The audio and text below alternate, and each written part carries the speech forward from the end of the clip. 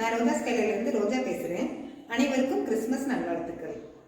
இன்னைக்கு நம்ம சேனலில் கிறிஸ்மஸ்க்கு ஸ்பெஷலாக வஞ்சர மீன் குழம்பும் வறுவலும் செய்வேன், பார்க்கலாம் வாங்க. மறக்காமல் நம்ம சேனலை சப்ஸ்கிரைப் பண்ணுங்கள், லைக் பண்ணுங்கள், ஷேர் பண்ணுங்கள். வஞ்சரம் ஃப்ரை பண்ணுறேன், பார்க்கலாம் வாங்க. இன்னைக்கு வஞ்சர மீன் வாங்கியிருக்கு. நல்லா வஞ்சர மீனை கழுவிட்டு உப்பு போட்டு அலசி வச்சுருக்கு. நல்லா தண்ணியை வடிச்சிட்டு இப்போ இந்த வஞ்சர மீனை ஃப்ரை பண்ணுறதுக்கு எல்லாம் மசாலா தடவிக்கலாம். மசாலா பொருட்கள் எல்லாம் சேர்த்துக்கிறேன். 1 ஸ்பூன் மிளகாத்தூள், வீட்டில் அரைச்ச மிளகாத்தூள், 1 ஸ்பூன் மஞ்சத்தூள், 1 ஸ்பூன் சீரகம்,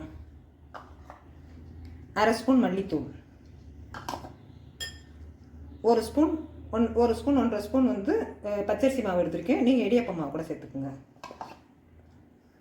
இது கொஞ்சோண்டு கரம் மசாலா.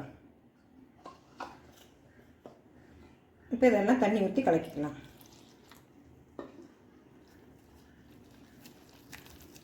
இது ரொம்ப தண்ணியாகவும் இருக்கக்கூடாது, ரொம்பவும் கெட்டியாக இருக்கக்கூடாது. இப்போ இந்த மசாலாவுக்கு உப்பு கொஞ்சம் சேர்த்துக்கலாம். இந்த மசாலாவுக்கு அந்த பச்சரிசி மாவு தான் நல்லா மொறுமொறுன்னு இருக்கும். நல்லா ரொம்பவும் வந்து இந்த மீன் வறுவலுக்கு ஜாமான் சேர்க்கக்கூடாது, ஏன்னா உடஞ்சிரும் மீன்.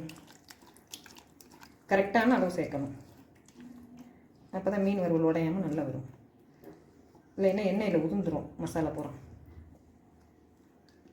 இப்போ மீன் எடுத்து எல்லாம் அடுக்கி வச்சுக்கலாம். இந்த கலக்கி வச்சுருக்க மசாலாவை எடுத்து அதில் தடவி ஒரு 1/2 மணி நேரம் ஊற வச்சுட்டு வறுத்துக்கலாம். இந்த மசாலாவை எடுத்து மீன் மேலே நல்ல வாயில் அடுப்பாடுற மாதிரி தடவிக்கலாம்.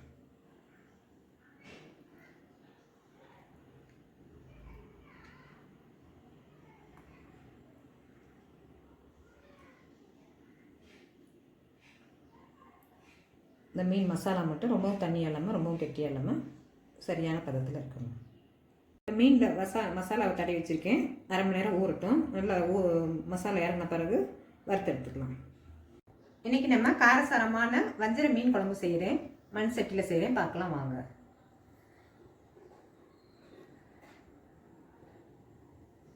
அதுக்கு தேவையான பொருட்கள், மீன் குழம்புக்கு தேவையான பொருட்கள்: 1/4 ஸ்பூன் கடுகு, 1/2 ஸ்பூன் வெந்தயம், 1 ஸ்பூன் மிளகாத்தூள், காஷ்மீர் மிளகாத்தூள் எடுத்துருக்கேன், ஏன்னா கொஞ்சம் கலர் நல்லாயிருக்கும், 2 ஸ்பூன் மல்லித்தூள், 1/2 ஸ்பூன் சோம்பு, சீரகம் 1 ஸ்பூன், கொஞ்சம் பூண்டு, சின்ன வெங்காயம் கொஞ்சம். சின்ன வெங்காயம் வந்து மீன் குழம்புக்கு டேஸ்ட்டாக இருக்கும். தக்காளி நல்லா பழமாக இருக்குது, கொஞ்சம் பெரிய வெங்காயம். வஞ்சர மீன் நல்லா கழுவிட்டு உப்பு போட்டு அலசி எடுத்து வச்சுருக்கேன். எலுமிச்சம்பழம் சைஸில் புளி கரைச்சி எடுத்து வச்சுருக்கேன். ஏன்னா புளியை விட தக்காளி கொஞ்சம் கூட போட்டால் தான் குழம்பு கொஞ்சம் டேஸ்ட்டாக இருக்கும். புளியை கொஞ்சம் கம்மி பண்ணிவிட்டு தக்காளி கொஞ்சம் கூட சேர்த்து குழம்பு வச்சுக்கலாம்.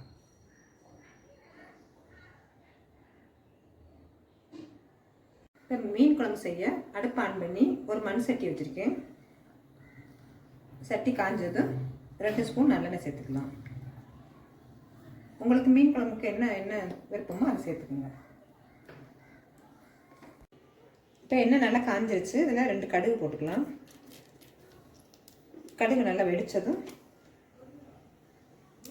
சீரகம் சேர்த்துக்கலாம். கொஞ்சம் சோம்பு சேர்த்துக்கலாம். வெந்தயம் எடுத்து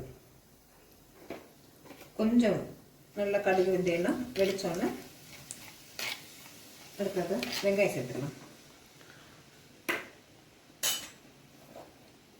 சின்ன வெங்காயம் நல்லா ஸ்லைஸ் பண்ணி வச்சுக்கோங்க. இதை பாதி நம்ம குழம்புக்கு மசாலா வரைச்சி சேர்த்துக்கலாம். பாதி வெங்காயம் தக்காளி வெங்காயம் பாதி தக்காளி பாதி தான் சேர்க்குறேன். வெங்காயம் தக்காளியும் கொஞ்சம் அரைச்சி சேர்த்துக்கலாம். கொஞ்சம் குழம்பு இப்போ வெங்காயம் தக்காளி வதங்க உப்பு சேர்த்துக்கலாம்.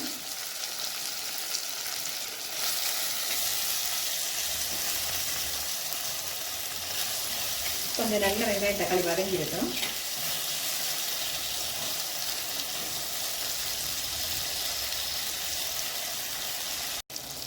இப்போ வெங்காயம் தக்காளி நல்லா வதங்கிடுச்சு. இதில் காஷ்மீர் மிளகாத்தூள் போட்டிருக்கேன்.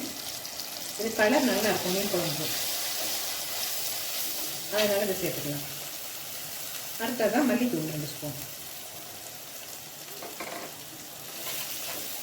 நல்ல பச்சை வாசனை போகிற வரைக்கும் கிண்டி விட்டு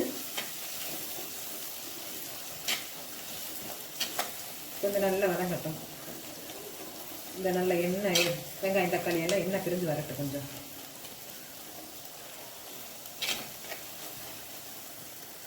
இப்போ வஞ்சர மீனுக்காண்டி நான் கொஞ்சம் மசாலா அரைச்சி வச்சுருக்கேன்.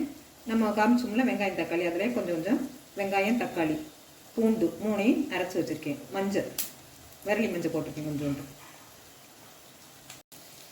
இப்போ இந்த அரைச்சி வச்ச மசாலாவை இந்த மீன் குழம்புக்கு சேர்த்துக்கலாம். இதை நல்லா வதக்கி விட்டு கொஞ்சம் நல்லா எல்லாம் பச்சை வாசனை போகிற வரைக்கும் நல்லா கொஞ்சம் வதக்கிக்கலாம்.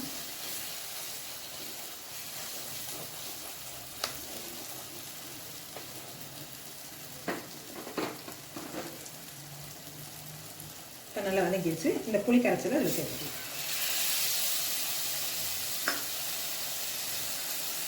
இப்போ தண்ணி ஒரு டம்ளரில் சேர்த்துக்கலாம். இந்த குழம்பு நல்லா கொதித்து ஒரு 10 நிமிஷம் பச்சை வாசனை போகிற வரைக்கும் நல்லா கொதிக்கட்டும். அதுக்கப்புறம் மீன் சேர்த்துக்கலாம்.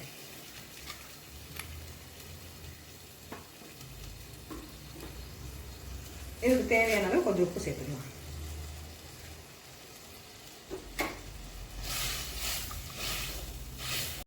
இப்போ 10 நிமிஷம் ஆயிடுச்சு. குழம்பு நல்லா ரெடி ஆயிடுச்சு. இப்போ இதில் மீனை சேர்த்துக்குவோம்.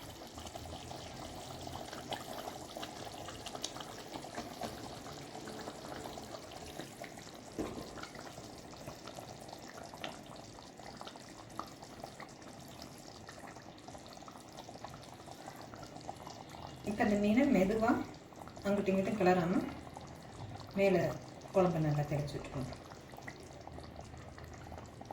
நல்லா அந்த மீன் வந்து ஒரு 10 நிமிஷம் வேகணும்.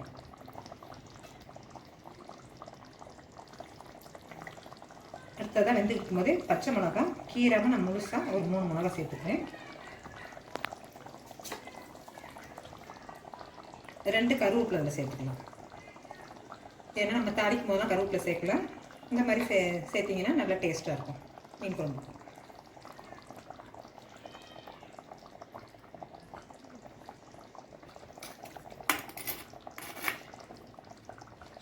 இப்போ இதை அங்கிட்டு கிட்டமாக போட்டு கிளறாமல் மெதுவாக குழம்புல லைட்டாக குழம்புக்குள்ளே போட்டு மீனை அந்த மீனில் குழம்பு எடுத்து தெளிச்சுக்கலாம். ஒரு 10 நிமிஷம் அது வேகட்டும்.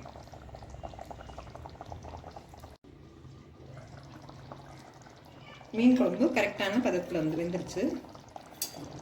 இதுக்கு உப்பு புளி காரம் எல்லாம் நம்ம சரியான அளவில் சேர்த்துருக்கோம். இதை நம்ம சாதத்துக்கு மட்டும் இல்லாமல் சப்பாத்தி தோசை இட்லி கூட நல்லாயிருக்கும். இன்றைக்கே சாப்பிட்டாலும் நல்லாயிருக்கும். இல்லை 2-3 நாள் கழித்து சூடு பண்ணி சாப்பிட்டாலும் டேஸ்ட்டு நல்லாயிருக்கும். டேஸ்ட்டாக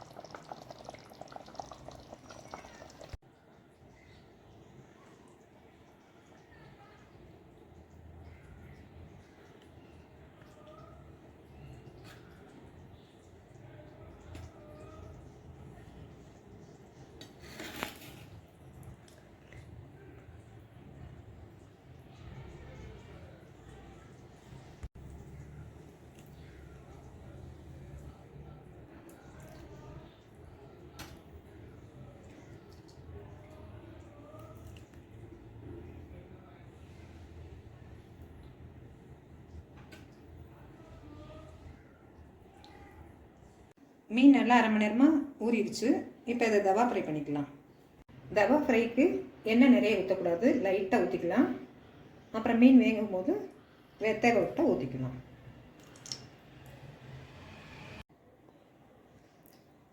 இப்போ எண்ணெய் காஞ்சிருச்சு. இதை ஒவ்வொரு மீனாக எடுத்து தவா ஃப்ரை பண்ணிக்கலாம்.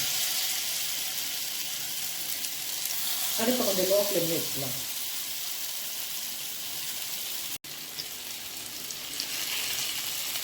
லைட்டாக எல்லா பக்கமும் எண்ணெய் படுற மாதிரி கொஞ்சம் இது பண்ணிக்கலாம். இப்போ அதை வேகும் போதே 2 கருவேப்பிலை சேர்த்துக்கலாம். நல்லா வாசமாக இருக்கும் கருவேப்பிலை சேர்த்தா. இப்போ மீன் எல்லாம் ஒரு சைடு வந்துருச்சு. அடுத்த பக்கம் நம்ம திருப்பி அதையும் ஃப்ரை பண்ணிக்கலாம். இந்த மீனை லைட்டாக மெதுவாக, ஏன்னா நம்ம மசாலெலாம் நிறைய சேர்த்துருக்கோம். அதில் இதை லைட்டாக கொட்டிக்கணும்.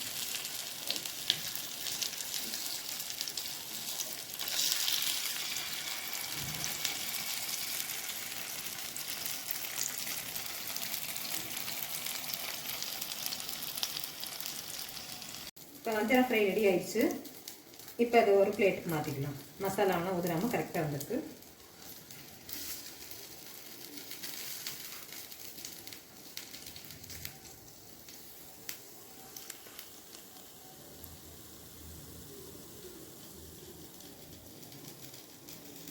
வஞ்சரம் ஃப்ரை ரெடி ஆயிடுச்சு. இப்போ மசாலாலாம் உதிராமல் நல்லா கிறிஸ்பியாக வந்திருக்கு. உள்ளுக்கும் நல்லா வெந்திருக்கும்.